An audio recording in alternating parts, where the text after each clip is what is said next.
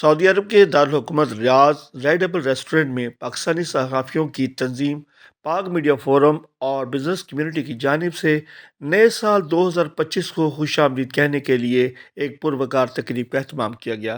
جی ہم سب یہاں اکٹھے ہوئے ہیں نیا سال کی سب کو مبارکباد دیتے ہیں، اور نیا سال ہم سب کے لیے خوشیاں لے کے آئے، اور اللہ تعالیٰ ہم سب کو اس نئے سال میں اچھے کام اور نئے کام کرنے کی توفیق عطا فرمائے۔ نیا سال بس تمام دوستوں کے لیے، پورے اسلامی امہ کے لیے پرامن ہونا چاہیے، اچھا ہونا چاہیے، اور جو مشکلات ہیں وہ ختم ہونی چاہیے۔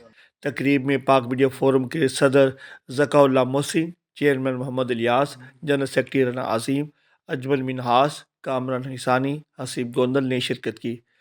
محمد افتخار اور ملک اشتیاق ہیرا نے بطور مہمان خصوصی تشریف لائے۔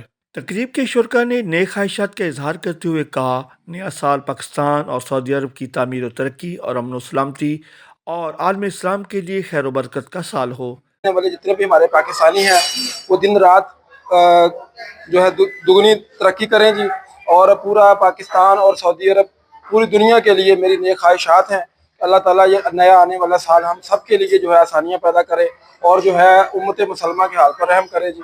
اور یہاں پر خاص طور پہ جو سعودی کراؤن پرنس محمد بن سلمان صاحب نے جس طرح سے وہ سعودی عرب کے اندر ایک بہت ہی ترقی کی جو ہے منزلیں طے کر رہے ہیں، میری ان کے لیے بھی نیک خواہشات ہیں۔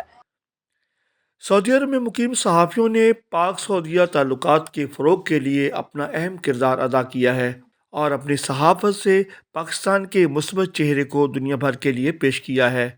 کامران نشر 49 نیوز، ریاض، سعودی عرب۔